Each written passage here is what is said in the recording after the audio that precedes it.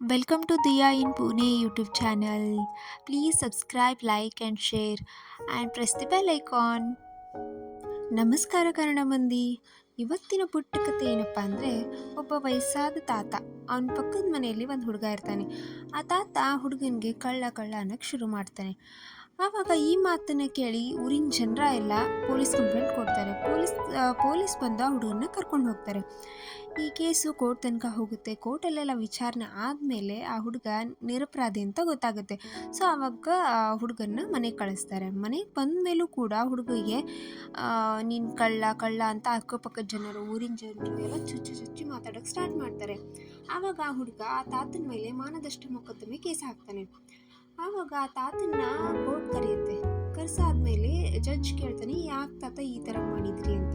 ಅವಾಗ ತಾತ ಹೇಳ್ತಾನೆ, ಆ ಹುಡುಗನ ಕಂಡ್ರೆ ನನಗೆ ಆಗ್ತಿದ್ದಿಲ್ಲ, ಅವನ ಬಗ್ಗೆ ತುಂಬ ಕೋಪ ಇತ್ತು, ಸೊ ಸುಮ್ಮನೆ ತಮಾಷೆಗೆ ನಾನು ಅವನ ಬಗ್ಗೆ ಕಳ್ಳ ಅಂದೆ ಅಂತ ಹೇಳ್ತಾನೆ. ಆವಾಗ ಜಡ್ಜ್ ಹೇಳ್ತಾನೆ, ಹಾಗಿದ್ರೆ ನೀವು ಇದನ್ನೇ ಒಂದು ಪ್ಯಾಂಪ್ಲೆಟ್ ಥರ ಮಾಡಿ, ಈ ಹುಡುಗ ಕಳ್ಳ ಅಲ್ಲ, ನಾನು ಸುಮ್ಮನೆ ತಮಾಷೆಗೆ ಅಂದಿದ್ದು ಅಂತ ಬರೆದು ಪ್ಯಾಂಪ್ಲೆಟ್ಸ್ ಮಾಡಿಸಿ ಊರು ತುಂಬ ಹಂಚಿ ಅಂತ ಹೇಳ್ತಾನೆ. ಆವಾಗ ತಾತ ಅದೇ ರೀತಿ ಮಾಡ್ತಾನೆ. ನೆಕ್ಸ್ಟು ಜಡ್ಜ್ ಕೊನೆ ತೀರ್ಪಿಗೆ ಆ ತಾತನ ಕರೆಸ್ತಾರೆ. ಆವಾಗ ಜಡ್ಜ್ ಹೇಳ್ತಾನೆ, ಲಾಸ್ಟ್ ಟೈಮ್ ನೀವೇನು ಹಂಚಿದ್ರಲ್ಲ ಪ್ಯಾಂಪ್ಲೆಟ್ ಅದನ್ನೆಲ್ಲ ವಾಪಸ್ ತಗೊಂಡ್ಬನ್ನಿ ಅಂತ. ಆವಾಗ ತಾತ ಹೇಳ್ತಾನೆ, ಅದು ಹೇಗಾಗುತ್ತೆ ಸರ್, ಲಾಸ್ಟ್ ಟೈಮ್ ನಾವು ಹಂಚಿರೋ ಪ್ಯಾಂಪ್ಲೆಟ್ಸ್ ಒಂದೊಂದು ಹಾರು ಹೋಗಿರುತ್ತೆ, ಒಂದೊಂದು ಸಿಗಲ್ಲ ವಾಪಸ್ಸು, ಅದು ಸಾಧ್ಯ ಇಲ್ಲ ಅಂತ ಹೇಳ್ತಾನೆ.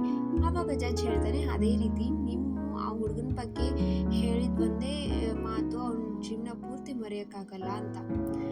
ಇದೇ ರೀತಿ ನಮ್ಮ ಜೀವನದಲ್ಲೂ ಅಷ್ಟೇ ಅಲ್ವಾ?